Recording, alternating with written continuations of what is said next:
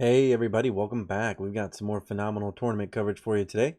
We've got the top 8 of the Pizzabox Open Explore event that just happened this past Sunday, October 23rd. We've got some commentary with HamHawks42 and MTG Joe. You can find all the links to their description as well as links to the deck list for this event in the description below. Let's jump into some games. Greasefang versus Greasefang. Azorius Control versus Mono Green Aggro. It's the Stompy version. They're going Stompy Stomps. Let's go. Triple Great Henge. And then, so 3 Greasefang decks in the top 8 against Mono Blue Spirits is our last matchup. So, Planeswalker version of Mono Green Stompy, 3 Greasefangs, Azorius Control Spirits, and 1 Rakdos Midrange. So, Rakdos Midrange was the most represented deck coming into the tournament. I believe there was 25 copies, of which only 1 made it in. Holy and cow. we've progressively been seeing that win rate drop. When I was checking earlier today, it was above 60% going into the top 8. It's at 53.7. And I'm really surprised by that. If you had asked me prior to this tournament, what is going to be the deck of the top 8, like what's the story going to be, I absolutely would have guessed Rakdos midrange. Because in our last Explorer tournament, which is a number of weeks ago now, like Rakdos midrange was just the hotness. It was on top, no question. And like it wasn't even close. Like there were some Greasefang decks, they were putting up a fight, but it wasn't like this. Like we see today, Greasefang definitely came back for vengeance. And Mono Green also, they're 2 different versions, both of which crack the top 8. That's really impressive. Yeah, for sure. Yeah, and the thing is with Rakdos, you have pretty much all the tools to answer the meta. It's what you bring packing into the 15. And then some of those flex slots in the main. Like this Rakdos version, 3 Tenacious Underdogs main. List play and Pioneer, maybe 1. Only a single Croxa. They're doing a split 1 Kalidas, 1 Shieldred. Meathook Massacre main, Bedevil main. So some main board answers, a little bit more flexible to hit the Greasefang decks. A little bit more grind value. And this version's on 3 Chandras. So out of the decks, most of them in Pioneer have moved off Chandra altogether. Chandra Torch of Defiance. This one's on 3. So looking for more of that card advantage, grind value. But we see Karn come down here, and Karn's going digging. Oh, yeah. What are you guessing? I'm guessing Boat. I think Boat's a fine choice here. I love the 2 Meteor Golems in the sideboard. That's some interesting tech. One of the nice things about these mono green lists is they ramp so hard, especially with things like the Great Henge, and you have 8 1-drop dorks and Mystic and Llanowar Elves. Like you have so much mana lying around, you can afford to grab a 7-drop out of the sideboard. Henge is pretty nice. It's tough to argue with the Great Henge. It's a little risky seeing the deck list main board of Braid, or no, just Bedevil, no Braid. Yeah. But going with the Henge there. So there is a card in the sideboard. I'm not sure if you're familiar. The Pestilence Cauldron, kind of the bulk rare of from Strixhaven. Yeah, I do remember the Pestilence Cauldron. As somebody who loves janky brews, you give me some weird artifact that could, somehow put together just crazy value out of nowhere. I'm a fan. I'm not saying it's good, don't get me wrong, but at the same time, some interesting tech here. In this deck, it's actually an infinite combo. So you need 15, I think, mana. Okay. You need a Kiora and a Karn in your graveyard, and a Kiora and Karn on board. Basically, the backside of the artifact, Restorative Burst, can be cast and fetched with Karn because the front side's an artifact. So you basically keep shuffling copies of Karn and Kiora. The new Karn can get it from exile, and you basically net extra mana. You gain infinite life, infinite mana. These decks will usually play a way to generate 1 black mana somewhere through the deck. In Pioneer, it's usually Sylvian Caryatid or an Overgrown Tomb. And then you mill your opponent out. So it's a lot harder in Explore because you don't nick those, so you can't just untap. Sure. But it's a card that you got to be quick to click on Arena, probably. I can imagine. Yeah, because timers are a factor. Yeah. But I got to be honest, I love that. That sounds incredible. Yeah. So whole mess of clicks, but man, yeah. We see the Bedevil hit it coming out, the one of in this matchup. Yeah, they actually had it, which, usually I think in these open deck list tournaments, it's easy to get hung up on a one of, especially a main deck one of. But at the end of the day, you can't really play around them. You have to play your game and try to line things up. But at the end of the day, that one of Bedevil showed up in just the right moment. However, having the other Lovestruck Beast allows the first Lovestruck Beast that was able to survive that Meat Hook Massacre earlier, basically, come back online. It is now going to get group blocked here by the Hive of the Eye Tyrant and the 2 Spirits. So the original Lovestruck Beast has been knocked out. Meat Hook Massacre triggers a handful of times here. But with another Cavalier of Thorns in hand, our mono green player's probably feeling pretty good right now. Yeah, just another threat. Can't be fatal pushed. Even if it dies, comes back. Can't Chandra minus doesn't hit it. There's insulation against a Lily minus. This mono green deck is a big thorn in the side. Exactly. Of this Rakdos deck. And you're exactly right. And one of the things about green in general is it really, like in my observation anyway, it seems to really thrive in metas where things are super low to the ground. Because you have, all of a sudden a 5-drop 5/6. It dodges Fatal Push. It dodges so many it dodges like Sky Sovereign, the 3 damage. Like that doesn't, it shrugs that off. It doesn't care. It's so much removal within the format, just can't deal with it because people are playing the most efficient removal, and as a result, tends to be more narrow than some of the other options. And so as a result, you can, it can come home like that. It's kind of neat to see. What's the best part of this deck? You only have 4 cards to sideboard. That is pretty sweet. Yeah, it makes it very Your options are, yeah. Do I want to play Questing Beast? Do I want to play the 3-drop protect Hexproof from Black? Yes or no? Switch accordingly. If not, I'm kind of surprised. I don't think they brought it in. It gets around Fatal Push, Heartless Axe, the Devil, stuff like that. Opting to keep the Lovestruck Beasts in, which, while a larger creature, can be easily kind of managed. Mm-hmm. Out of the Rakdos side, they do have 2 Invoke Despairs, which can be decent against the answering a Planeswalker and a creature, while a creature is likely just going to be a token. 2 Extinction Event, also a big card in this matchup, dealing with all these larger creatures. Mm-hmm. Anger of the Gods likely won't come in, won't hit that much, but we have Soul Shatter, Baleful Mastery, in addition coming in, and likely we'll see the copies of a Parade just to deal with whatever artifact gets tutored by Karn. Absolutely. Yeah, when you have a Karn Wish board, and you have artifact removal in the sideboard, you bring it on in. That's, for sure. But now here we have a Wolf Willow Haven coming down, so they are now, they're ramping, so they're going to have Karn or Old Growth Troll next turn comfortably. Yeah. Meanwhile, the opponent, the Rakdos player, is setting up with a Bloodtithe Harvester and a Fable of the Mirror Breaker, which, that's not a bad turn 2, turn 3 action. They just needed a Thoughtseize on 1 for the perfect curve. Exactly. It's the only thing they're missing. Yep, OGT coming down. That makes sense. Our mono green player had the option of turn 3 Karn here, but with 5 power on board, it's not really worth it. We can see Nissa come down, which, if it could survive, will lead to quite a large turn following it, letting you really just take advantage of dropping a Karn and playing potentially whatever you get from it in the same turn. Yeah, absolutely. So a Rakdos player choosing to attack, creating the treasure token, and then before blockers were declared, sacrificing it to trigger Revolt to get Old Growth Troll out of here. Nice good line. 1 mana answer. Absolutely. Yeah, that was about as good a setup as you can get. And here comes Graveyard Trespasser as well. Nothing in the yard to chow down on, but it's a 3/3 ward, so that's notably very real. Castle mana cannot be used to cast these Planeswalkers. So while they have 4, 5, 7 mana for creatures, they can only use really 3 of it in this matchup. And they can't even float it to do a split of Karn and Old Growth here. Yeah, which is unfortunate. Yeah, that is actually a big downside of Castle Garenbrig that's easy to overlook. Because I know when I first read it, years ago now, I guess. When I first read it, I remember looking at it. It's like, it's a land that just jumps me from 5 mana to 6 mana. But you're right, it creates 6 mana with a lot of caveats. So you have to be really careful about how you use it. And they choose to play the Old Growth Troll here. Now they have the other troll on the land ready to go. So they could theoretically make another, troll token here as well. Yeah, the land in hand, that does still mean Nissa could come down.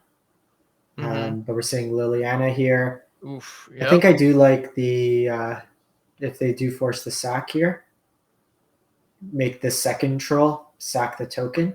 Because now you're taking a big chunk of damage. Yeah.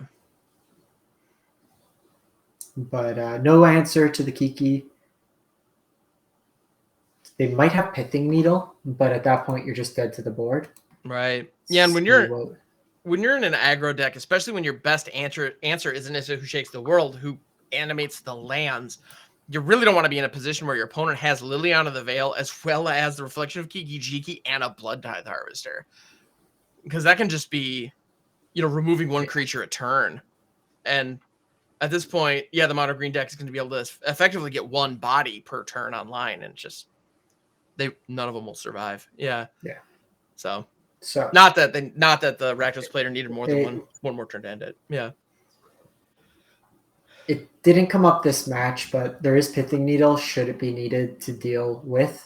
So at 5 mana, you can Karn and Needle to get rid of the or to stop the reflection from being able to activate. While ideally you want something like Boat to just take it off the battlefield. It is a cheaper solution in a pinch. Yeah. Yeah, Pithing Needle is one of those cards. They're dead on board. Right.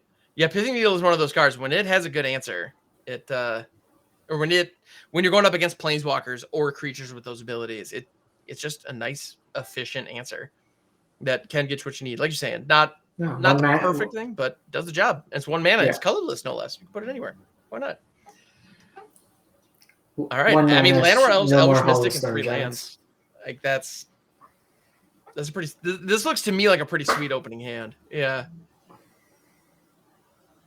All right. I was gonna ask, Les, we got to do a Twitch poll. What's the play on 1? Llanowar Elves or Elvish Mystic? Ooh, I appreciate that our mono green player here went with the classic Llanowar Elves. I think that's there's something to be said for that. They're both that is really. Yeah, they might side in Meddling Mage. Oh, I hadn't considered that. Okay. Ooh, but the Bone Crusher targeting the Mystic. Interesting. Opponent clearly more concerned about the Mystic than the Llanowar. Did they bring in Hidetsugu? Ooh. Turn 3 Hidetsugu for the blow up. That would be rough, yeah. There's another Bone Crusher. That's pretty good too. The tap land. Oh, brutal. Yeah, I had that moment where, land off top. It's like, oh, wait, no. Yes, the worst when you have that moment. Okay, I just land off the top. Take. Yeah. It's kind of the monkey paw moment, right? When you're like, okay, I just need 1 land off the top, and your deck's like, sure, you got it, but it'll be tapped. Like, no. All right. So Graveyard Trespasser versus the Llanowar Elf. It's not a favorable matchup. Ooh, but we have the upkeep stop, and here comes the Fatal Push. You can tap the Llanowar Elves for mana, but it's going to disappear before the main phase. So, all right, Flash and Night Pack Ambusher. There you go. All right, land off the top, best draw. Yeah, the land off the top is exactly what they needed. So I think you gotta activate targeting the castle here. Oh, sure, because your forests are just more valuable at this point. Yeah. Yeah, and notably, if you do put the counters onto the layer, you can activate it, and then it has base power, so the counters stack on top of that. So it can kind of get people with math sometimes. Nice. Yeah. You kind of have a built-in combat trick with the layer at that point. That's neat. I like that.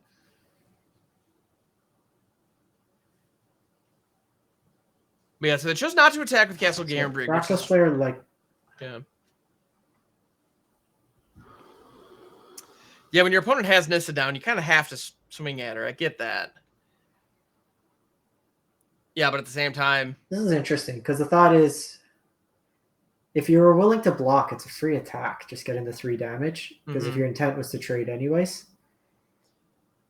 Yeah, I'm wondering if... Big. Ouch, yeah. Absolutely. Again, during the upkeep, before moving to the main phase, that's relevant. Because as a result, that Storm the Festival is just dead in hand now.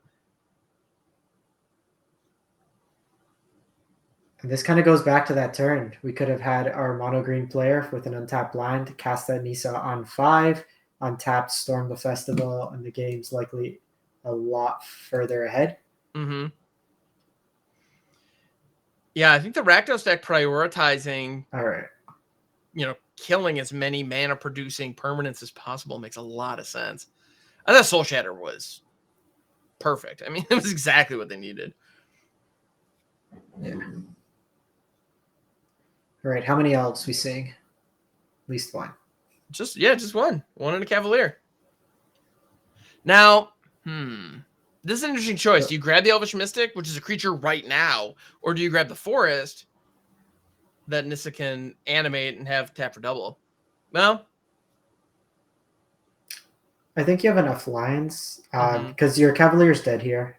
Blood Tithe plus the combination of Chandra can deal with the Cavalier. It will allow you to pick up Storm again if they choose to go that route. Which, I mean, you could do a lot worse than that. Yeah. Yeah. Storm you usually cast for 2 times, so why not a third, right? Exactly. It's a festival after all. Absolutely.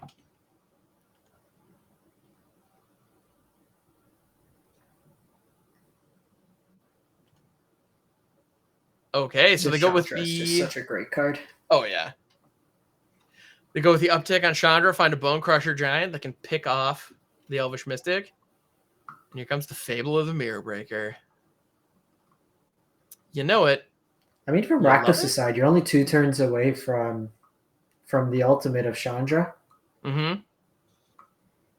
And there's really no haste out of this deck. While there's Nissa token, you can block. Questing Beast, you can soak up the damage for at least a turn with the Blood Tithe Harvester. So it might just be a Chandra alt approach. Okay. Which, is not a bad way to do things.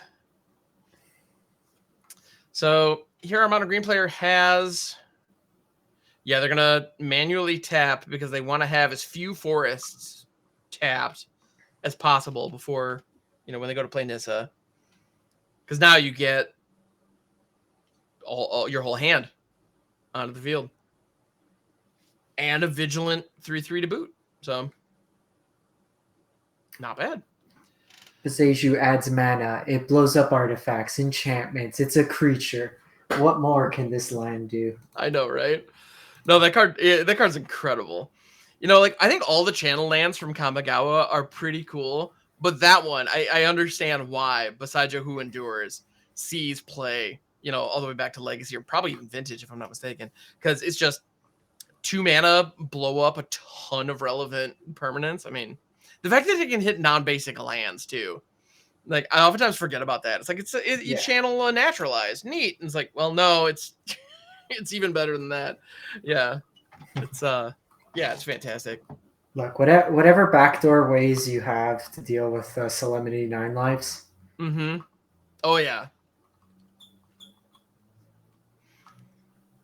Yeah, you need as many of those options as you can get. In the tank here. Yeah. All right. Bone Crusher coming down. At this point, the Rakdos player does need to get that 1/1 off the field because that takes care of the Lovestruck Beast. Because they need... Well... I mean, they're trying to protect Chandra here. I believe that's the end game. Yeah. There should be enough bodies, though. Mm-hmm. Because you need exactly Fatal Push plus the Bone Crusher, where we would likely have seen that kind of snapped off. Right. But, even with the Fatal Push, you can take out a land, just more power. But I think being able to stop the Lovestruck altogether would have some value. I think that's elf number 4 that we've seen die, maybe 5. Right. Yeah, it's been a rough day for elves today, no question. Yeah, Blood Tithe Harvester is going to pick off the 1/1 here quite comfortably. Sure. Which not only removes the 1/1 from potential combat next turn, but also, deactivates the Lovestruck Beast so it can no longer attack. And we have the upkeep stop yet again. Which, Dustin, our Rakdos player, has had a number of those this game. And this time with the Bedevil. Yeah. Minor thing to keep in mind, Lair of the Hydra, you can activate itself for a 1/1. That enables the Love Struck Beast. Oh, true. So, Yeah, that's a good shout out. Sneaky little beast. Yeah, that's pretty fantastic, actually. I hadn't considered that line. I like it.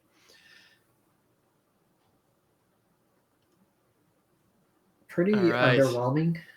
Yeah, Cascading Cataract is not nothing, but yeah, at this point, it's not would have been much.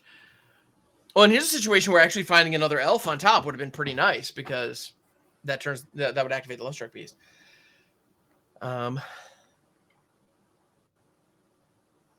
Chandra's taking a chunk.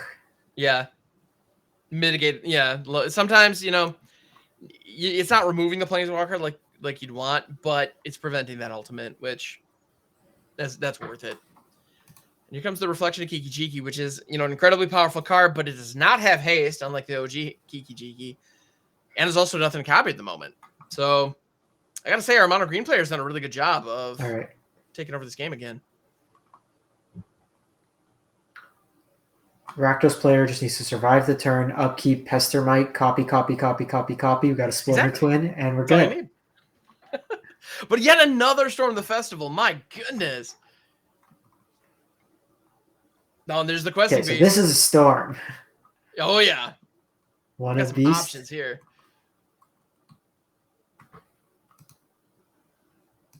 I mean, Kiora, Cavalier, QB. They're all great. When Questing Beast, I think for value, you got to go QB. Most words per cast. I mean, the math doesn't lie. Yeah. Yeah, the sheer volume of text on that card is very impressive. And on top of that, it's all upside.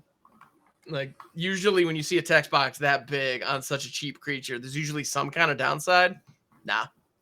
Just not on Questing Beast. Nah. Questing Beast was R&D's initial work to get specialized onto Arena for Alchemy. Right? Yeah, it was the first kind of feeling things out. Like, can people handle this much on a card? Like, okay, great. Yeah. Now, in that turn, they had the opportunity to use the Lair of the Hydra to activate the Love Struck Beast like we discussed, and they chose not to. I don't know if it was because they didn't see it or if they wanted to keep some mana up to maybe bluff, or to use the layer on defense potentially, because whatever the Raptors player is able to play, they will be able to, well, non-legendaries, they'll be able to copy with Kiki-Jiki. And here comes the only Sheldred. other line there is they might have wanted to just make the troll the troll line this turn. So I don't think they would have had enough mana for both. Okay, that makes sense.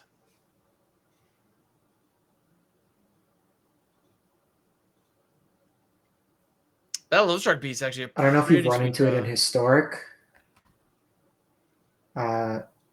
This Rakdos deck is pretty much a deck in Historic as well, but you get Molten Impact and you get Seasoned Pyromancer. So when they have Sheoldred out and they Seasoned Pyromancer, gain a bunch of life, get a bunch of new cards, a bunch of tokens. It's just absolutely disgusting. That sounds incredible. Yeah. All right, our Rakdos player is in a rough spot here because they don't have an open mana to use Kiki-Jiki to create a blocker. They don't have an expendable blocker here, which you often have when you have access to the Reflection. Yeah. So I think this is probably, we're going to say farewell to Chandra here.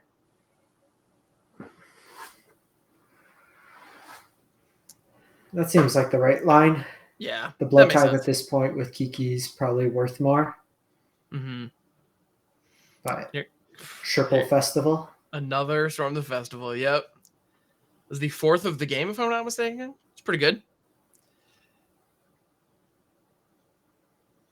Yeah, Karn and I'm going to turn my light on because it got real dark real quick. Oh, no. Yeah, do what you got to do. Absolutely. All right. So Karn the Great Creator is going for the down tick. They have a ton of options. They're going to grab a Meteor Golem. I love when a deck in a competitive 60-card format can take a card that looks like it should be relegated to like casual commander and just find a way to make it work. And my goodness, Meteor Golem is just that here.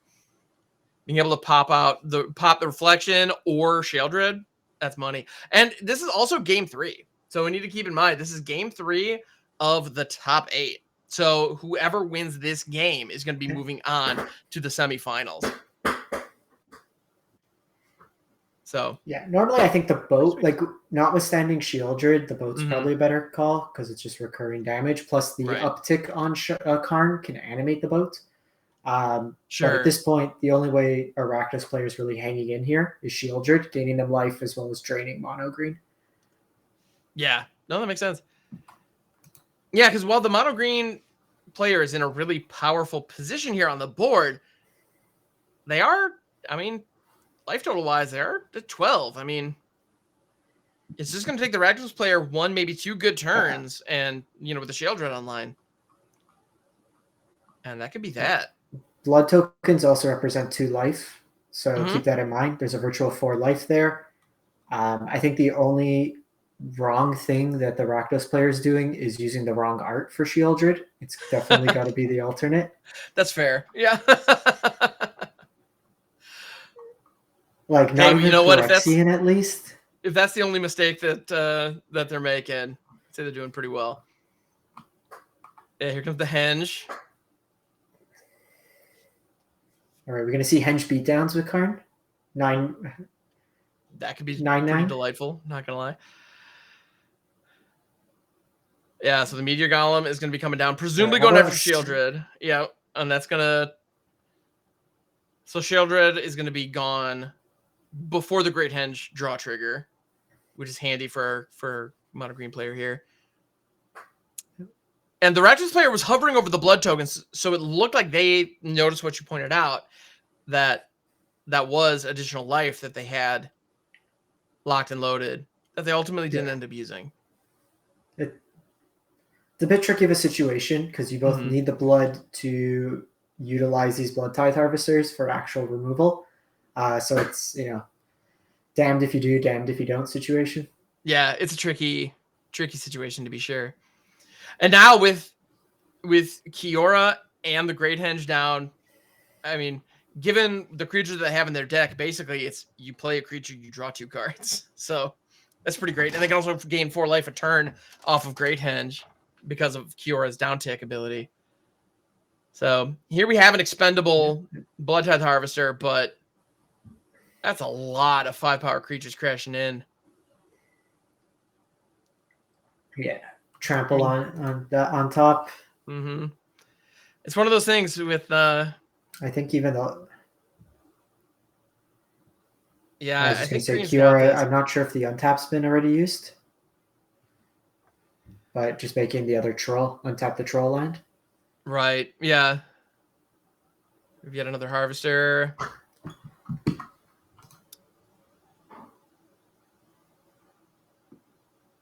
Let's see what happens here. Yeah, and meanwhile, they also have another Storm of the Festival in hand. So the amount of value that we were able to see in these last couple of turns. Oh, but here comes an extinction event. That is big time. It does get rid of the Fable. Killed.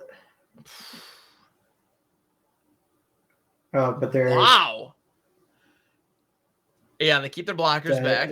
Attack there, they're dead on board. Right, exactly, because, Great Henge beats. Could have been, would have been exactly what we were about to see. Well, no, if they could have attacked the Karn, they could have had 2 layers out. You just needed the one once. No, yes, you are correct. What can I say? I just want to see Great Henge beats. I guess since you mentioned it, I'm like, man, that sounds awesome. All right. So they have a Love Struck Beast in the adventure. An Embercleave? Right. Yeah, Great Henge and Embercleave, man. Explorer can be a wild and crazy place, and that's why we're doing this. Ooh, they're gonna load up the Wolf Willow Haven on 1 land. Because Kiora can, downtick to untap just that 1 land. So that's a neat. Nykthos some assembly required. Exactly. Yeah, DIY Nykthos. Yeah, that's all right. So yeah, here comes the Love Struck Beast. They're gonna draw a couple cards. Still have 1 mana floating and 1 untapped land. Make that 2 untapped lands. So here comes yet another Old Growth Troll. All right. So Rakdos player needs their second extinction event. I think they're on 2 for their whole list. 2. Right. You know, green is just the best at just create a big creature and beat your opponent to death with them. And we are seeing it here. And here comes Invoke Despair, which, as a card we were talking about earlier, doesn't see a lot of play in these lists, but my goodness. Here it is. And it is going to hit. One of the least impactful Invoke Despair is unfortunate. Right, because they're well, at the end of the day, the green player had options on all 3 points, which is exactly the last thing you want. Yeah, they had multiple Wolf Willow Havens, they had 2 Planeswalkers and 2 creatures. So, the Rakdos player was able to get some good value out of it, but not quite enough. Yeah, now here comes the Lair of the Hydra. So yeah, and now they have they might have missed lethal here. Possibly. So Fatal Push keeps him alive. Mm-hmm. Okay, so yep. Now, the safer line there is make 2 the 2/1/1s and animate Henge is the safer line. All right. So it looks like our competitors have made their way to the arena here, and we're getting things started. So this is delightful. Yeah. So here we go. This looks like a great hand. Oh yeah. Being able to start with the big addition to this Spirits deck is the Mausoleum Wander. Oh yeah. Basically, it is a manaless Force Spike at the very worst. So lets you play around stuff. So even in this case here, you can go something like Ascended Spirit, then play the Wanderer, and then be able to hold up protection for it, which is always nice. So there's a couple different ways they can approach this. Knowing the opponent's deck, they only have the March as instant speed. So both get hit by Portable Hole. You can't really stop that. Mm-hmm. But we see the shock here. Yep. It's a different type of Azorius control, so it's always worth referencing. So Foretell, they have 2 cards, or 3 cards actually. They have 1 Behold the Multiverse, 2 Sawcomings, and a Doomscar. Yes, and so I think so it can be anything. Yeah, that Foretold card could be just about anything. Very interesting stuff. Yeah, and so to your earlier point, I think this particular control list is going to be very well positioned if it can hit those Supreme Verdicts, like you're saying. Oh, but here we have a situation where they can play out the Mausoleum Wanderer or keep the Geistlight Snare up. Which line do you think was the way to go here? So Geist Snare's the safer line. It hits everything. So Portable Hole gets you pretty bad. You have your engine going, and all your mana can be used for the Spirit. So here, if we had gone the Wanderer, we would have been stuck. Yeah. Likely, there's only 1 Doomscar. 3 of the Foretells are not impactful. Mm-hmm. And now you have both the Wanderer up and Lofty Denial to protect you. Which is pretty nice. Yeah, so I say you send in the Spirit here to go draw a card and deal 2 damage. Excellent. Yeah. Ooh, and a fresh snare. Personally, I wouldn't commit any more to the board because Supreme Verdict gets you regardless here. Mm-hmm. And you have your engine. You have all the mana sink possible that you want in Ascendant Spirit, so you can still pump it and hold up the Geist Snare in this scenario. Absolutely.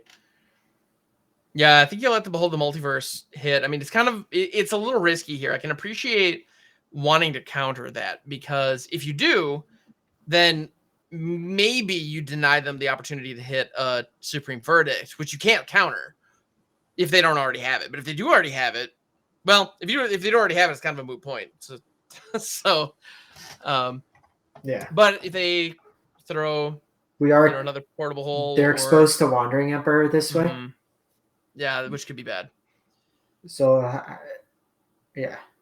This hand actually was very good into yeah, so they would have been saved the other way. Mm-hmm. The hand was a good hand into blue-white control because you usually want your counters more than anything. Yeah, absolutely.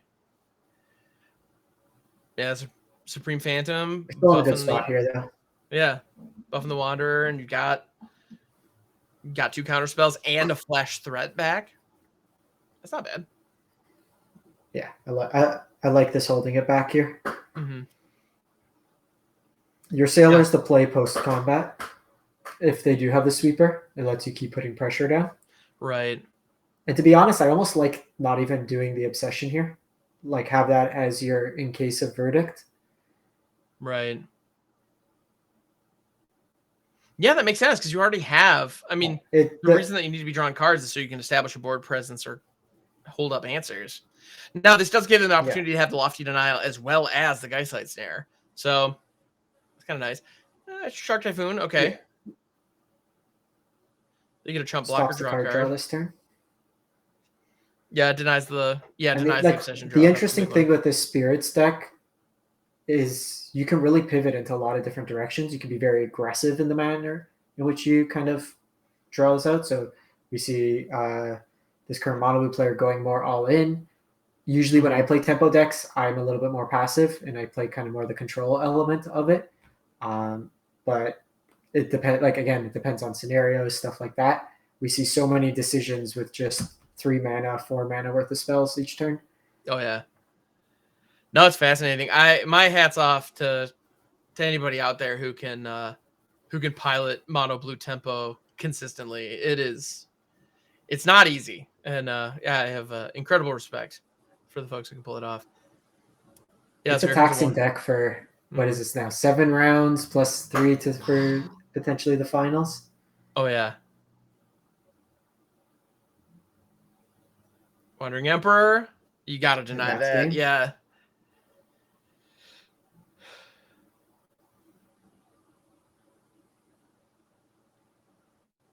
And to draw a fresh card? My goodness, yeah.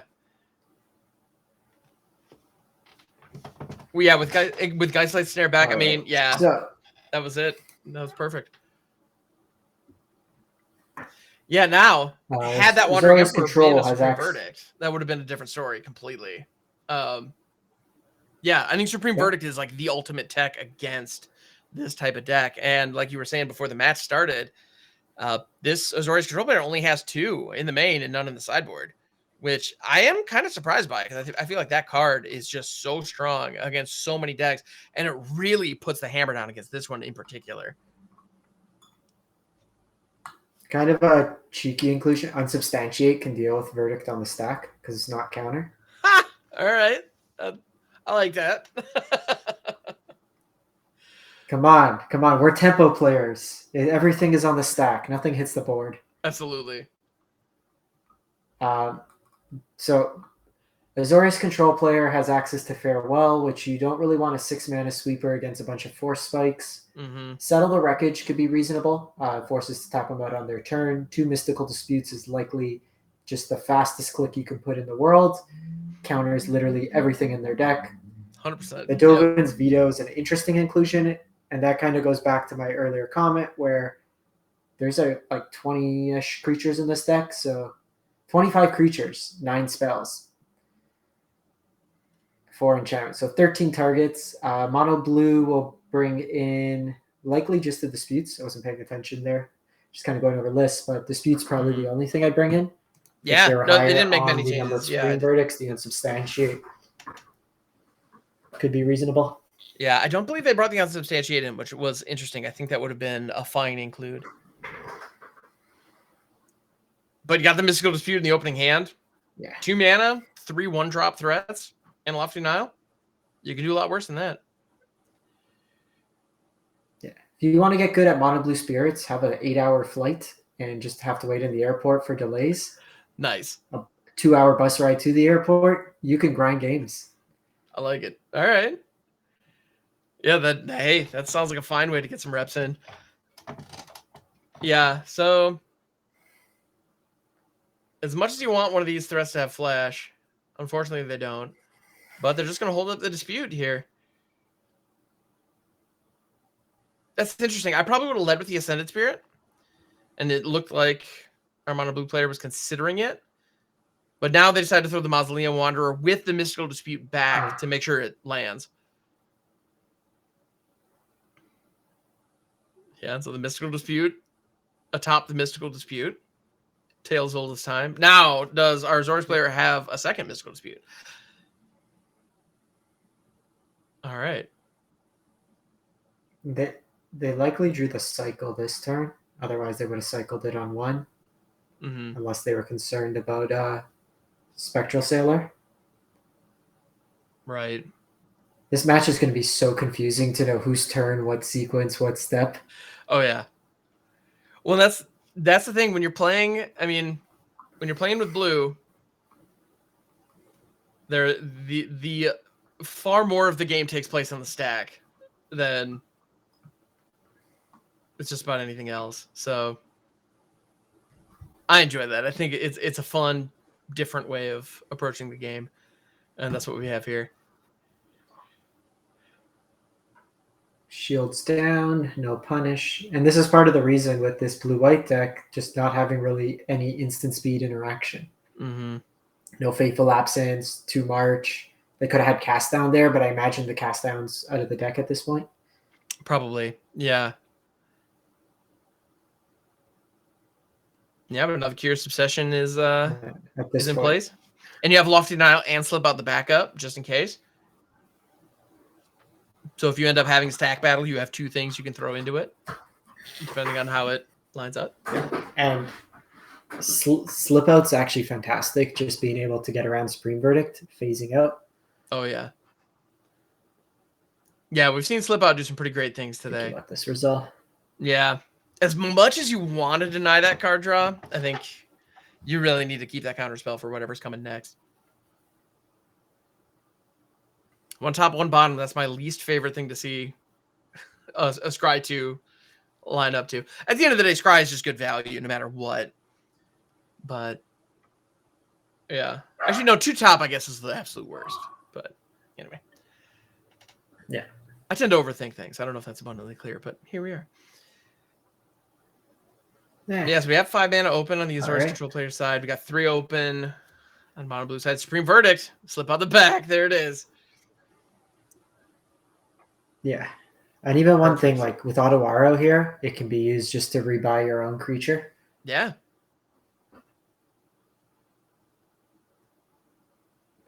Bit of a flood. And then also no Faceless Havens. So the wrong flood. Right.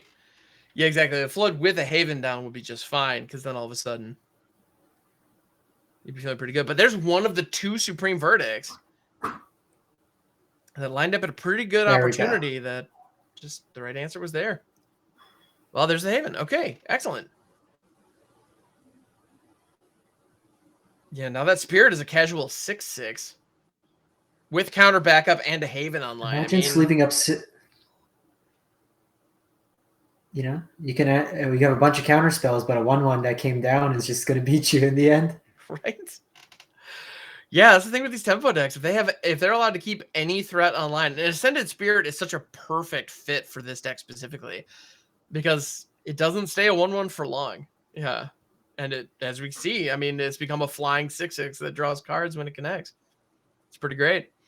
You know, we have the Shark Typhoon here, which creates the chump blocker, but even Otawara could bounce that if, you know, if our mono blue player wants to be that aggressive. Line. Yeah, that would be maybe that'd be a little greedy. Yeah, I think at this point you're too far ahead. Correct. Yeah, drop the other Spirit, because the chances of them having another, you know, if they have a Doomscar or something like that, you can just counter it. If they do have the second Supreme Verdict, which, well, there you are. That's actually a really unfortunate circumstance. But yeah, the Otawara, like you were saying, it can keep one of them around, or at least bring them back. Yeah. And it doesn't matter which but one at this point, now you're out of the woods.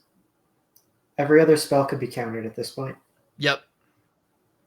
Yeah, the worst case scenario was they hit both Supreme Verdicts, and well, that's come to pass. So, yeah, that's all done. Another Haven is actually pretty sweet here. Yeah, now you have the Ascended Spirit in hand, but you don't even need it. That's nice.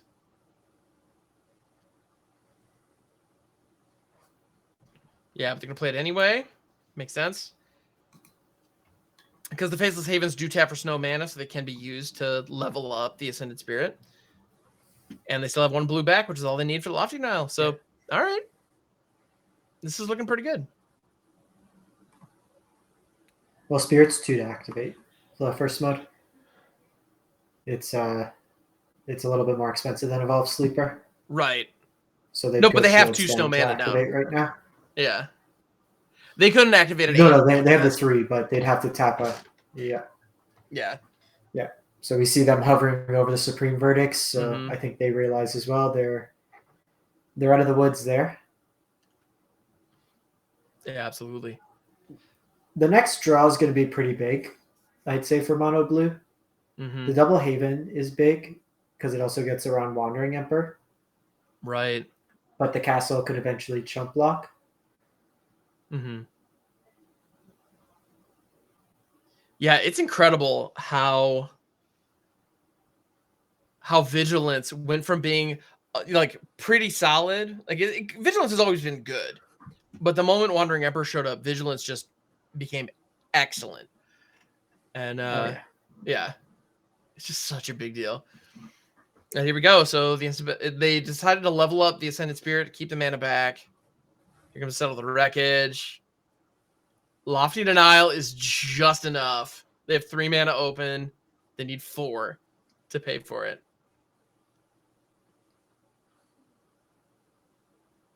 All right.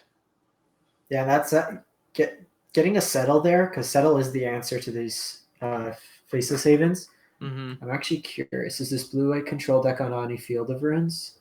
2 Field of Ruins. Okay. Yeah, Portable Hole's pretty good here, and they have the castle back to chump block. But there are 2 Faceless Havens and enough mana to activate both of them. All right. I got hit by a I did as well. We're watching this match on Twitch. Dang. So we are going really tiny window. We see the double Faceless Haven attack. All right. 3 life. All right, we're back in, folks. Settle. Oh, there it is. Oh my goodness. Do you tap? Yeah, settle the wreckage with the double Faceless Havens.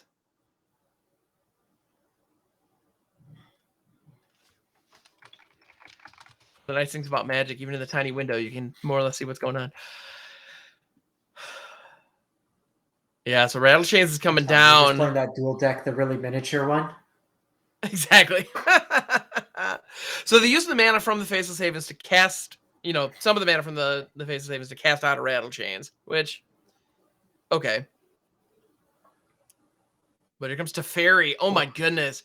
Is Azorius Control back in this? If you had to choose the cards you needed, Verdict, Settle, Teferi. It's pretty nice. What sequence. Was the line you drew for the turn? Hall of the Storm Giants? Yep. Holy cow. Baneslayer, this game's and we see it from the mono blue player just shaking their head. Yeah, what can you do? I mean, they had a phenomenal setup. But man, when you draw all the answers, holy cow. Yeah, I mean the control deck just had thing here on the play. An amazing sequence. So what do you sideboard in this situation? So the thing is, they're already on Portable Hull. The one thing that sometimes I do like against these control decks is a vehicle, even though they're not a dedicated graveyard deck. It gives the creation of pseudo haste. But given that most of the threats in this deck can be played at instant speed, you kind of get around that. Mm-hmm. It's not in a normal sense, like pre-farewell world, I was always bringing in vehicles. Vehicles were kind of like your answer to it. And the old, like when Gruul was very popular, you bring in Cinder Vines or Roiling Vortex, things like that to deal with these control decks. But with having so many exile-based effects that hits artifacts and enchantments, Portable Hole hits it, March hits it, Farewell hits it. It's a little rough. The only thing I'd consider is maybe an unsubstantiate, but you also don't want to dilute your creature density that high. Right. Yeah, it is very possible to over sideboard and end up with just nothing but answers and none of your game plan. Yeah, that definitely would be an issue. Yeah. Good stuff. But yes, here we are going into game 3. And I'm just keeping an eye on our pairings, and it looks like the other game, the Abzan Greasefang deck versus the Mono Green Planeswalker deck, has not yet reported. So that game is underway presently as well. Yeah. All right. One lander, but usually about the backs, a Spectral Sailor. One line plays 6 cards. That's a fun thought. I mean, and he keeps it. All right. I mean, you can cast literally everything in your hand. I mean, yeah. Look, there's 21 more lines in your deck. You just gotta have faith. Exactly. Yeah. Here comes the Wanderer. Look, how many times have you shown up and a blue deck has had it? They always have it. They did not have it.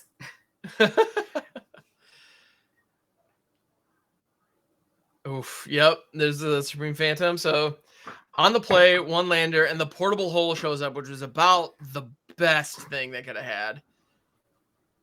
There's a Spectral Sailor. Ooh, right. Yet another. You gotta get Rich. Yep. Did Rich leave his hat there for you? His control hat? Because the shuffler right now is looking mighty rigged. Right. Oh yeah. Oh my goodness. Here comes another portal. Oh my goodness. Yeah, some of the back is great, but there's no question. It's what you got to do. But wow. All right, we got there. Good deal. Will this 1/1 carry, or this 1 mana spell carry? That's actually, I think that might be why I have just appreciation for these tempo decks. I love seeing 1-drops just completely take over. 1-drops winning the day. Just, I don't know. There's something about it. It's delightful. Yeah. You hear that, Wizards? Monastery, Swiftspear, when? Exactly. When can I get my 1-drops in Explore? When they announced Fervent Champion. Exactly. When they announced the when they announced the Explorer anthologies, I was super excited. I was like, maybe we get Swiftspear and Elvish Mystic, and Wizards was like, I got you on one of those. Like, well, thanks, but where's my Swiftspear? Well, look, like I said, I got my Kalidas on Arena, so I have one of my 2 paper decks. Now give me my damn Eidolons and my damn Swiftspears. Exactly. Yeah. I just want to turn creatures sideways as fast as possible. It's a good feeling. Yeah. Yeah, so being able to counter the Settle the Wreckage is good. However, now if the control player has any removal here, it's going to resolve, which they're not happy about. Or the mono blue player. Or Teferi is definitely hitting the board, which that's not good.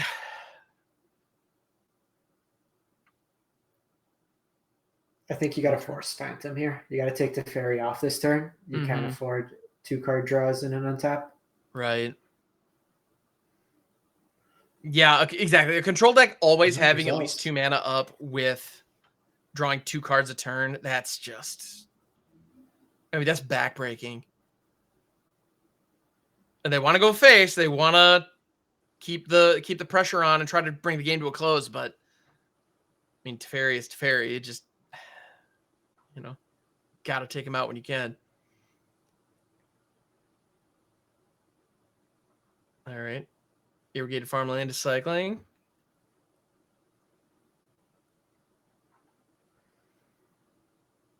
There's that Field of Ruin. Great answer for any Faceless Havens that might show up here.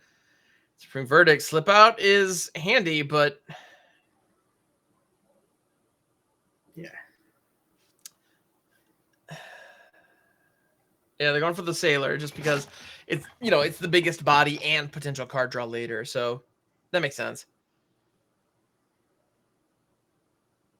I think that or the Supreme Phantom would have been okay as well, but obviously you just need. No. Phantom by itself doesn't do enough. The Sailor at that point, it's bigger, and it's also going to just give you card advantage if you do start hitting lines. Right. There was a line there in the decision point. Shacklegeist coming down. The dispute is now not able to hit a Wandering Emperor, or if they did Kibo cast down. So we see Emperor come here, and in this case, they had the 7 mana anyways. Right. And sure enough, yeah. Yeah, we have an Emperor, which is presumably going to exile that Sailor. Because a 2/2 Samurai on the ground is just not going to do really anything here. To the point where, if I'm our tempo player, it makes sense to knock out Emperor because she can provide additional value. But no, you got to take the you got to take the threat off the board. Yeah, because our control player is down to 2 cards, and they don't have any utility lines, so they're not spending their mana. So if they just have counter spells in hand, this is a situation where 3, dispute is 3. All right. They let the cast out resolve.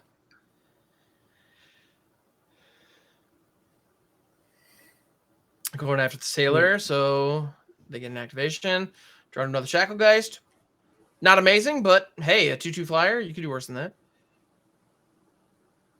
Yeah. Well, that was a big turn cycle because shields were down, mono blue, or the blue-white player could have dropped the Teferi, could have dropped the Wandering Emperor, something to really turn the corner there, and they've just passed. Yeah. Yes, so no matter what cards they have, it's not presumably not a Wandering Emperor. Well, it might be a Wandering Emperor because Flash, but yeah, it wasn't a Teferi, wasn't a Shark Typhoon. Well, again, likely not a Shark Typhoon. They could, again, cycling, but yeah. All right. Interesting here, choosing to go shields down. Yep. So they have the Ottawara, so they have a Mystic Dispute up, but at the same time, the Azorius player has so much mana down that Dispute's probably not going to be able to hit whatever they try to throw here. Yeah. Or it's probably not going to be enough. Teferi on this board. Brazen's actually a great inclusion. And this is where we're seeing the choice of going portable hull over something like March really come into effect. Not really answering the threat. Or in this case, a 5/5. Okay. Oh, they clicked the wrong side. They clicked the wrong side. No! Oh, no. Oh.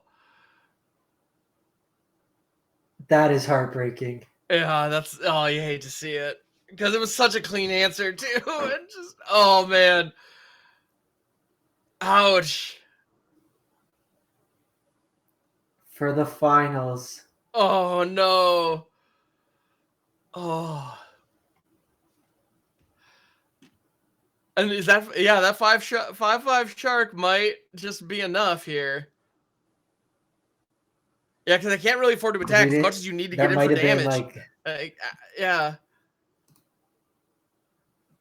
Well, the problem is the Brazen Borrower itself is not because with Shacklegeist you can tap it down on end step and then go into combat. Yeah, but you need to have 2 spirits, exactly. But we need another spirit to do that. Spirit. Yep. Yeah, and drawing counter spells, which, I mean, not a bad thing to have in this matchup, but kind of a bad thing to have in this situation. Yeah. Even getting another Ottawara or something would have been great, but yeah. I had that happen to me last week during MIQ. Cast Archangel of Wrath, meant to do kicker. So I went from killing their board, having a board state with an Archangel and a flipped Fable, to not killing their thing and then just getting steamrolled. Ouch. Oh man. You hate to see it. But like you touched on this a little bit earlier. You know, this player that we're watching, Atzabrow here, has been playing a pretty skill testing, decision heavy deck for over 6 hours today. That's going to take a toll, and getting into the later parts of this this tournament, I mean, it's understandable that it would be, you know, you might be a little frazzled. You might be a little. You're seeing all those lines now. Yeah. Oh man. And we got another. Yeah, we're getting some land off the top. So big thing here we're gonna see now is Castle Ardenvale. Mm-hmm. This pass go. The blue-white player has something to do now. Right. Yeah, exactly. Might see them start fighting over this. Mm-hmm.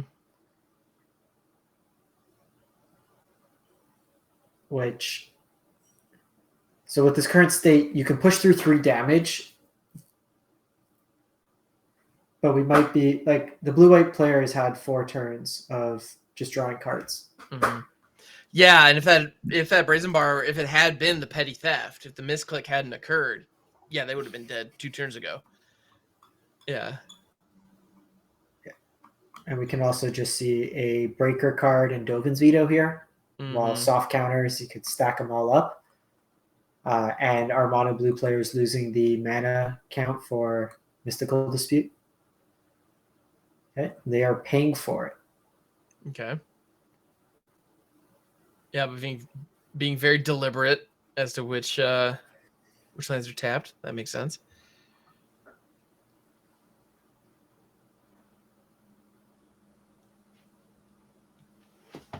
All right. Yeah, and that Ascended Spirit hitting the board, like this, you know, this fight for the Ascended Spirit might look, you know, might look a little silly. However, like you said, with the So this is big because and something they should have looked to do. The Geistnir should have countered the original counter spell. So that way you had 2 taxing on it. Yeah, and we just saw 4 turns of doing nothing. Oh, doggone it. Yeah. Bunch of life gained. Yeah. Mono Blue's not out of it. Rip a Spirit off the top. Throw the Curious Obsession on Brazen Bar. Tap down the Shark, attack in. Hope they don't have an answer. Gets you back in it. Puts them down, but they're no longer 2 turns. Okay, it's 1 card. No Castle of Vantress to really smooth out the draws. A 1/1's not going to kill you. But we are seeing all those beautiful full art snow lands instead. Which they are lovely lands, but yeah, not the time. Ouch. My goodness. All right. Well, while we wait for the cycling to happen, we do have a result for our other side of the bracket. We have Karn, the Great Creator, saying vehicles shall not crew. 2-0 victory against Abzan Greasefang. Wow. All right. So here comes a Mausoleum Wanderer with no counters no counter spells in hand to back it up. But yeah, exactly like you're saying. The Vantress did come down, so. Right. Now, is there ever a combination other than top bottom? It's always top bottom. It's always top bottom, yeah. Somehow it's always top bottom. Yeah, there's Teferi. You get that little bit of hope, like bottom. Okay. Yep. No, I love seeing the double, bottom. It's like, okay, you're digging for something, you probably don't have it in hand, but yeah, top bottom, like, all right. So Shacklegeist is gonna do its thing. Pin it on the Shark.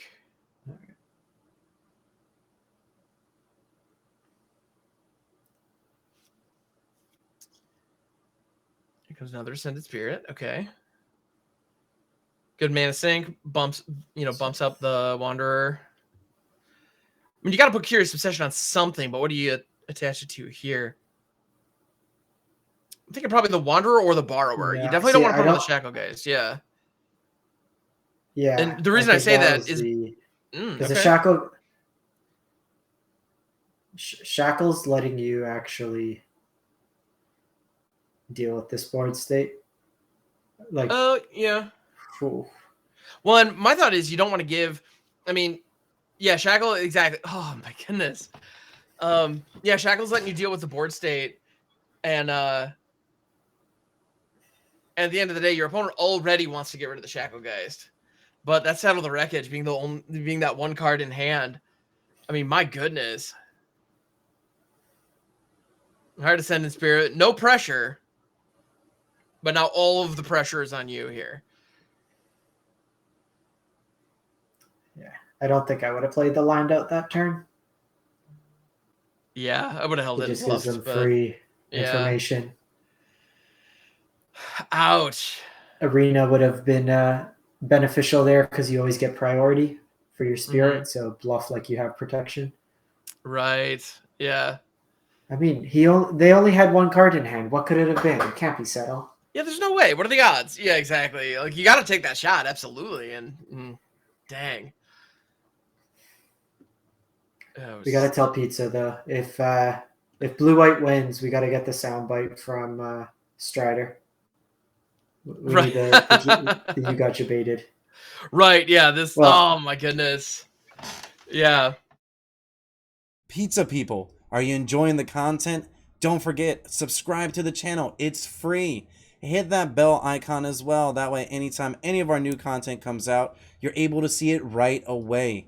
Hey, leave a comment down below as well. Tell us what you're going to play in the next event, or tell us what you're enjoying about the video. Don't forget, check out the description too. We've got tons of great content down below. And on top of that, we're going to have our tournament schedule too. So get in on it. Hope to see you. We had Rakdos, the most represented deck, being 25 of the participants. We had 116, so about a fifth, 20% of the meta. They had a 53% win rate. Azorius Control, while we have one in the finals, had a pretty lousy showing otherwise, 47% win rate. Mono Red at 43%. Abzan Combo, 55. Five Color Fires actually had the best win rate at 59. Wow. And then, well, that in Mono Blue Tempo, but we start getting into smaller sample sizes. Rakdos Sacrifice 3 and 11 record, 21%. Folks, leave your cat ovens at home. Wow. The cat's been through enough. Yeah, it certainly has. Yeah. Right. Wow, I'm surprised, but yeah, apparently the meta has adjusted, and here we are. Yeah, and so we had this is a very interesting hand. So the mono green player mulled the first one, which I believe was correct, and ended up picking up a hand with a bunch of 1-drops and 2 Wolf Willow Havens. So mana's not going to be an issue this game. The only question is, can they draw into something that they can cast with all that mana? That's what it's going to come down to. Yeah, so there's likely going to be a poll. Pizza is going to set it up. Who you think will win this? You might be seeing a couple turns in, but put in the chat for the poll. See who you think will win. Absolutely. Cavalier's a big draw here. Oh, yeah. And Absorb is a fine answer to it. Ooh. Yeah. And just like that, the mono green player has, all the mana in the world, and they have the Lair of the Hydra, so that's something. Plus, they can activate the Wolf Willow Havens to produce those little wolf tokens. But, that's not what you want to be doing in this situation. Storm the Festival could be nice. Wandering Emperor here, and then...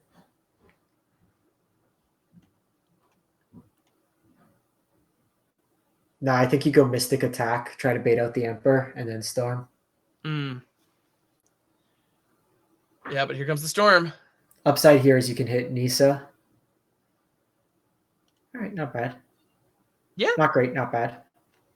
You can definitely do worse. I mean, getting a Cardra Engine in Kiora is pretty nice. And getting an immediate trigger off the Love Struck Beast. Okay.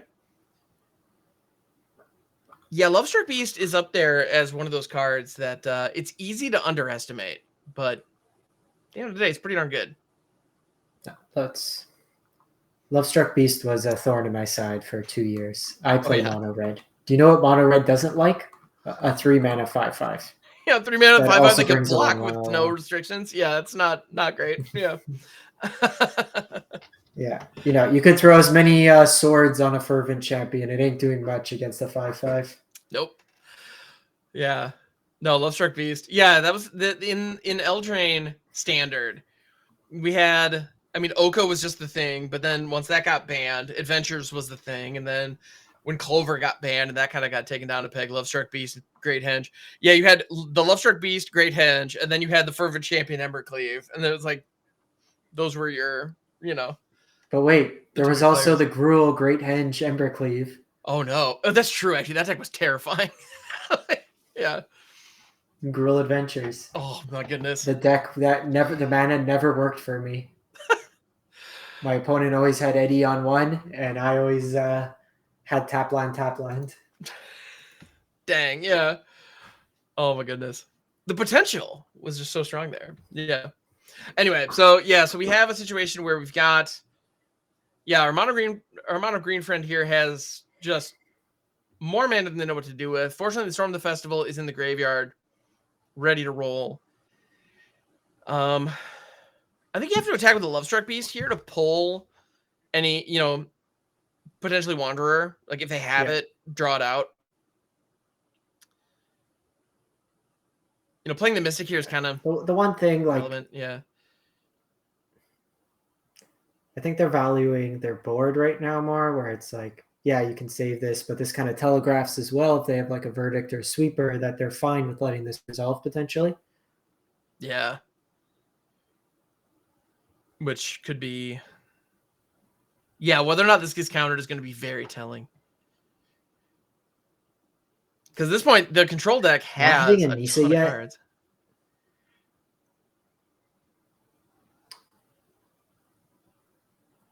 All right. Really need to see a Nisa here with the Cataracts being indestructible and Vigilance. It's really just March at that point that could deal with it. And even with March, does it say non-lined or just creature? I believe it just says creature. Cast down says non-creature. Yeah, March of Otherworldly Light says exile target artifact, creature, or enchantment with mana value. So yeah, it could. Actually, March of Otherworldly Light is a great answer to creature lands. But doing all that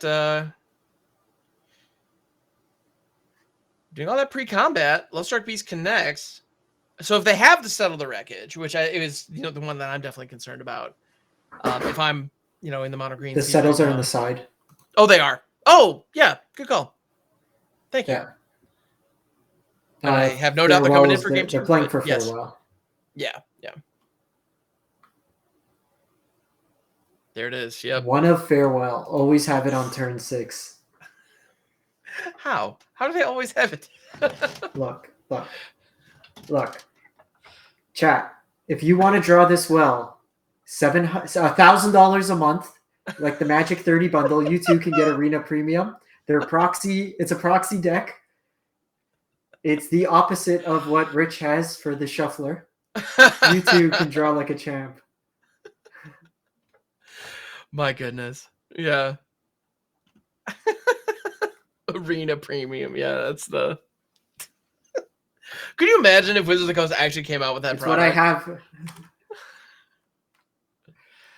It's my favorite YouTube response all the time. Like in August, I got #1 Mythic like the first day of the month.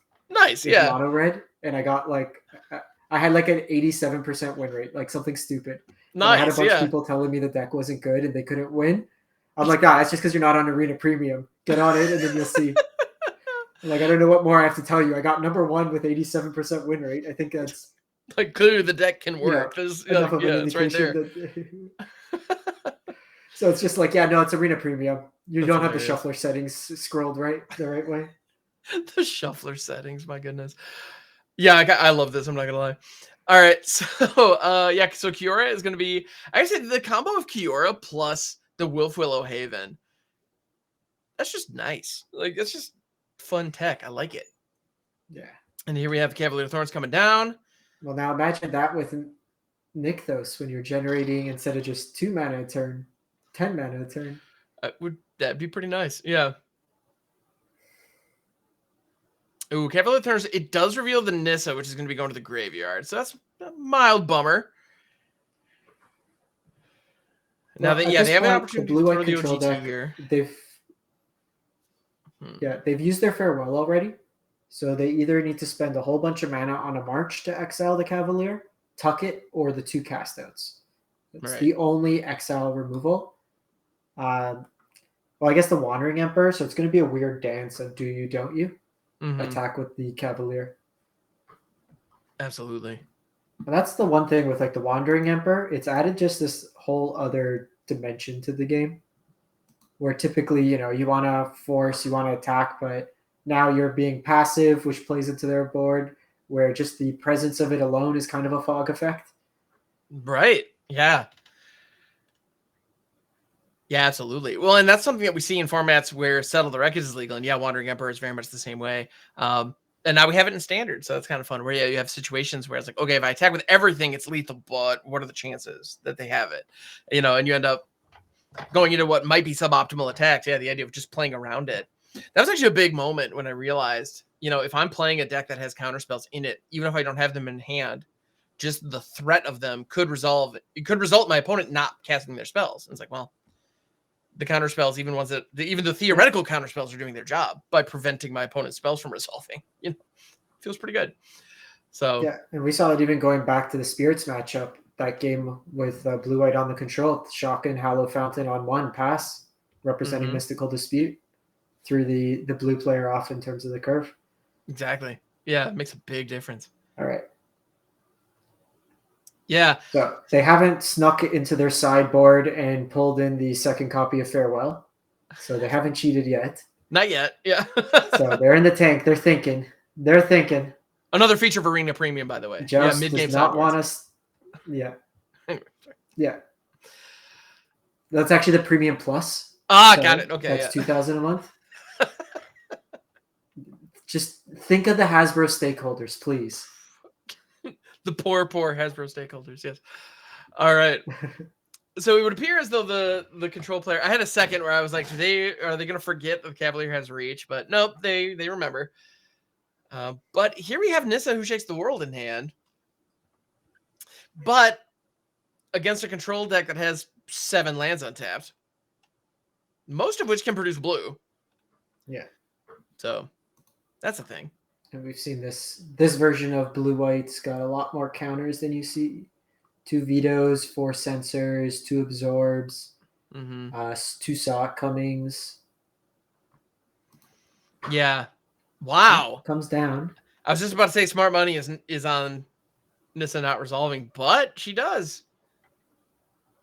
And just like that, the Cascaded Cataracts, Indestructible, Vigilant, 3/3, live and online. All right. It's going to happen next turn. Top deck Karn. Karn selects Pithing Needle, names Wandering Emperor. That would be pretty darn sweet. And I think this attack makes a lot of sense because you definitely want to protect your walkers, and the Cavalier does that.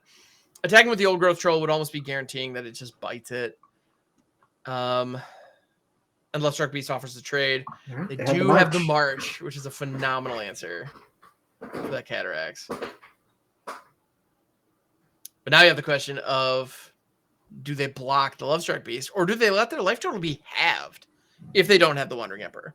Which they do. Holy cow. Just get the banner, Arena Premium.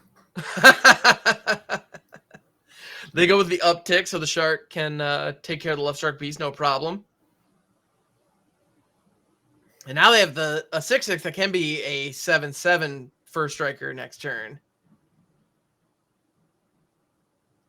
Yeah, that's okay. That was a pretty good turn for the Azorius player.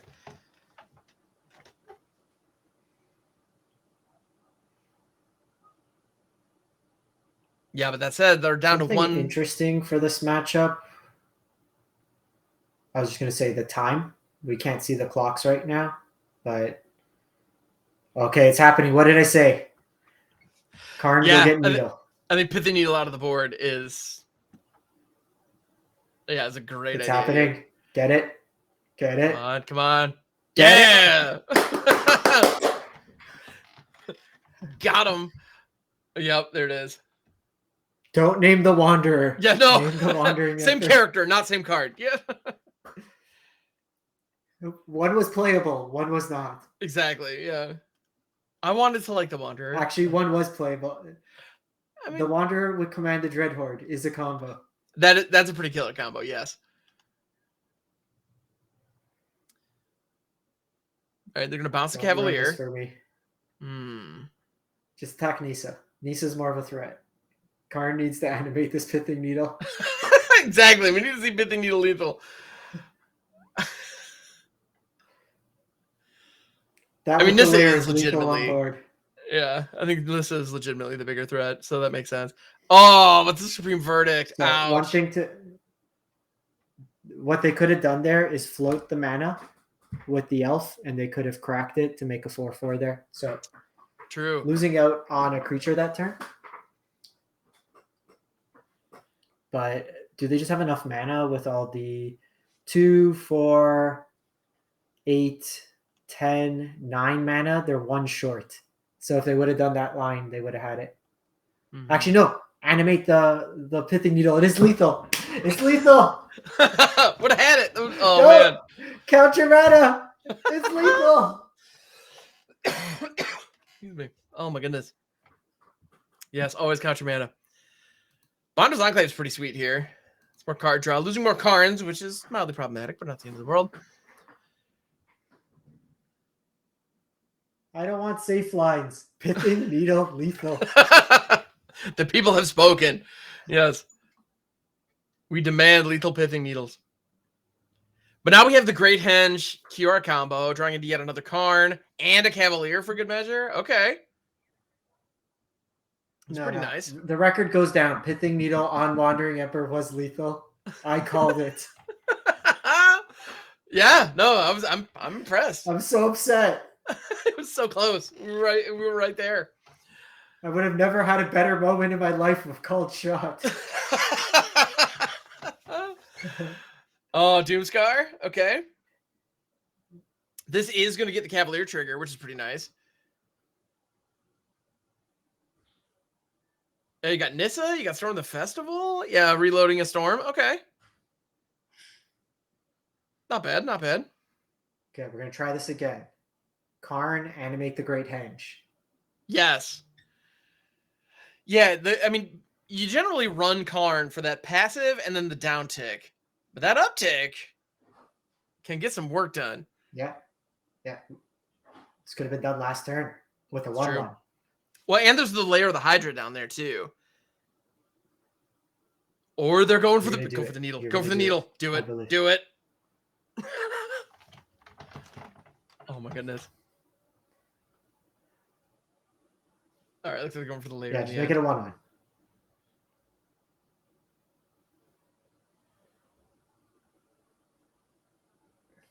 Just a big old chonky boy. All right, fair enough.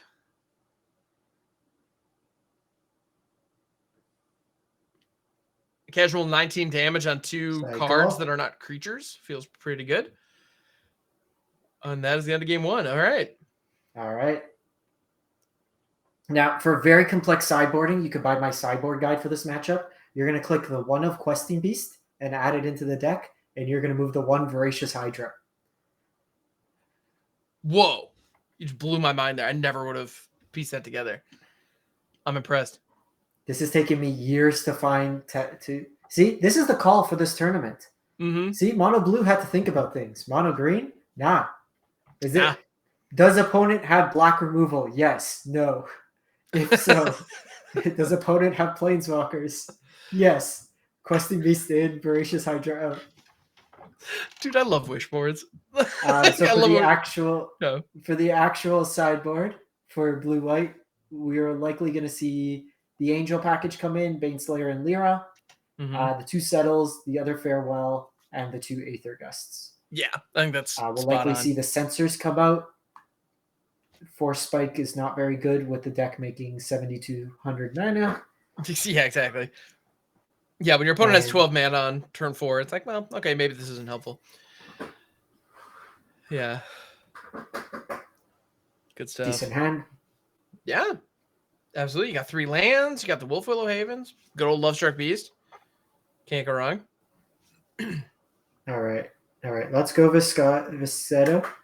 So while this turn kind of plays out, just a reminder for folks, if you are enjoying this tournament setting, Hollywood Pizza does these 3 times a month. Varied formats, all best of 3 on the late.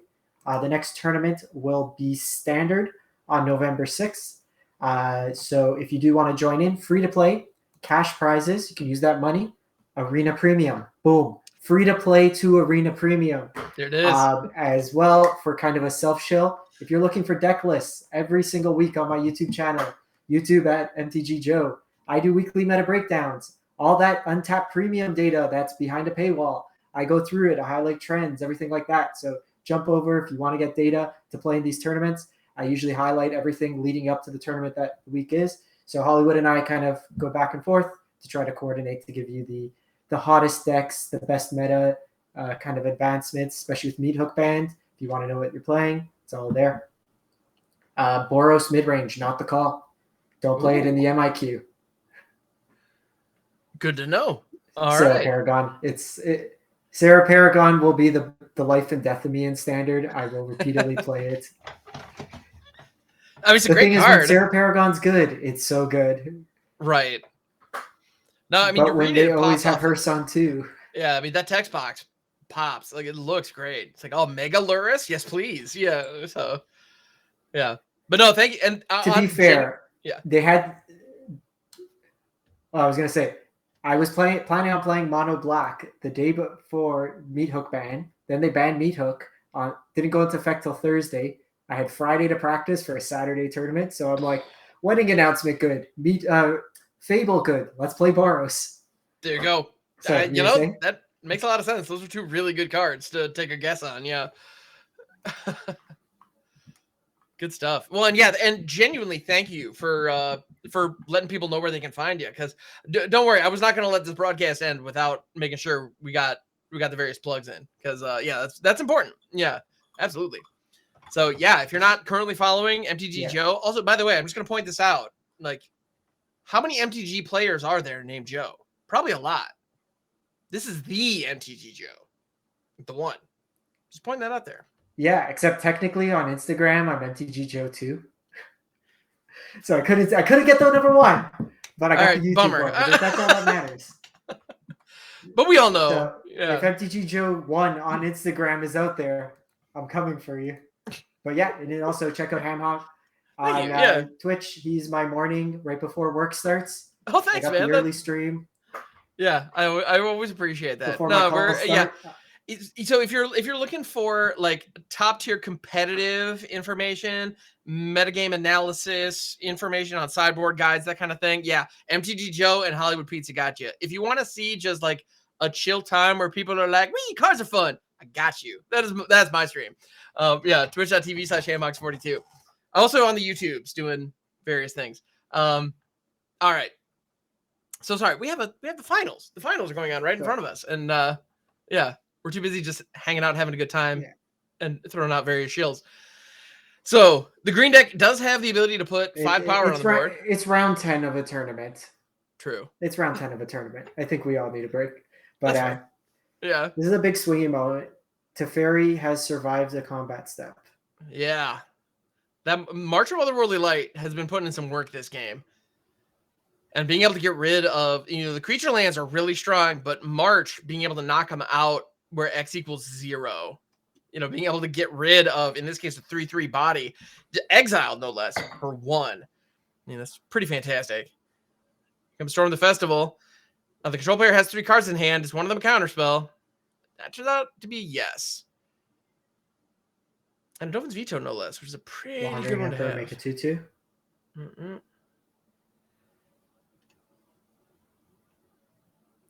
All right.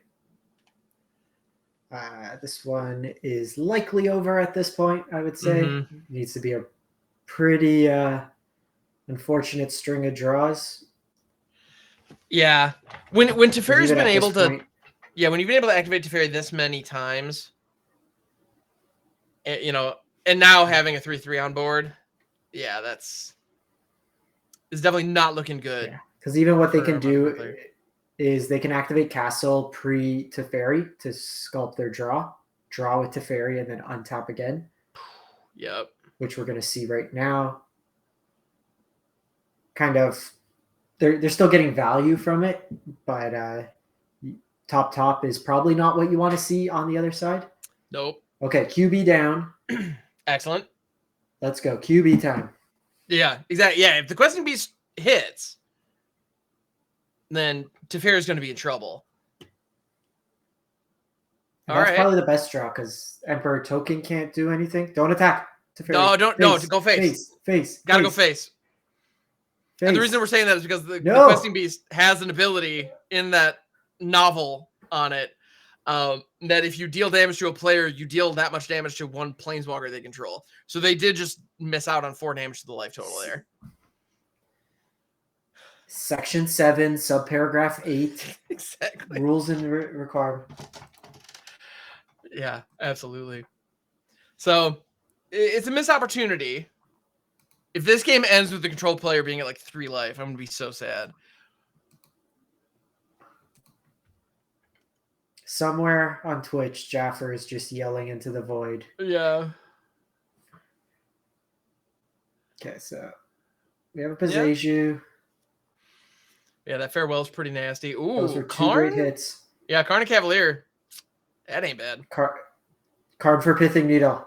Get the Pithing Needle, play the Pithing Needle, name the Wandering Emperor. Do it. They know it's good. They've done it before. Do it. They understand the power of that line. Needle. You're right there. No. Hinge is the good. Needle's 3 more to the left. There it is. Yeah. Now we're talking. All right. And I'm just sure there's a temptation to name Teferi. And I understand that. I do. But I think Wandering Emperor is... Yeah, yep, 100%. We're listening. Perfect. Love it. All right. Someone at Call Arena Dev, we need the Masterpiece Pithing Needle. Right. We got Ornithopter. Yeah. We need the alt art. Yes. We definitely need alt arts of Pithing Needle. I think they should bring like the original from like Savers of Kamigawa. Then they should have, the Kaladesh. There was a Kaladesh showcase Pithing Needle, if I'm not mistaken. Let's get that on here. Yeah. We need all of those on Arena if they're not already. Because, yeah, those are just lovely. Yeah. Yeah, there was the Kaladesh invention. Yeah, so in this case here... Gorgeous, by the way. Yeah. All right. The Wandering Emperor is a good call with this, but in a pinch, even naming Castle Vantress, given the state of the board, is actually a really good call as well. Yeah. And this Pizzabox is going to be huge now. Uncounterable, get a Cavalier back at instant speed. Yeah, that's fantastic. Gonna grab Citadel, okay. Oh, are both my predictions coming through? Citadel beats with a Pithing Needle animation? That would be pretty fantastic. Yeah, here comes Nissa. Yeah, uptick on the Citadel, so we have an indestructible land, exactly like you called it, just like you drew it up. Yeah. All right, when we get it marched. All right. Yeah, march or settle is kind of all they... Yeah, they're digging for a march here, is my guess.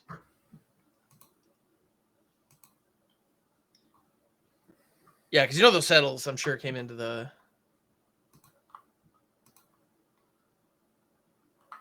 Yeah, it came into the deck. So they didn't hit Massaggio yet. Portable Hole's actually pretty solid here. Going after the Needle. Ooh, okay. Yep. They fear it. With the good reason. It presents. What they should have done there, Teferi on the stack, Pizzabox the Pithing Needle, or the Portable Hole, Pithing Needle named Teferi at instant speed. Oh, that would have been so good. Yeah.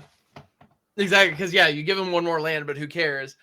And they can't counter it because it's an activated ability. Yeah, so they just spent 5 mana on a permanent that does nothing. That would have been pretty sweet. But they are going with the Cavalier line, which is also pretty good. And with Portable Hole, by the way, I was excited about the Pithing Needle target. I was thinking they would have gone after the Citadel, but it does say non-land. So Pithing Needle was the only viable target, which, I mean, I'll say, pretty good one to hit. Yeah, but here comes Cavalier. All right. So we're hoping no settle in hand. A nice lethal attack. We crown mono green the victor, and we go eat some dinner. Yeah, it is that time of day. Yeah, exactly. All right. Yeah, so Nissa has the ability to animate another land. Basic Forest. Combos with Nissa. It certainly does. Garenbrig as well. That'll do.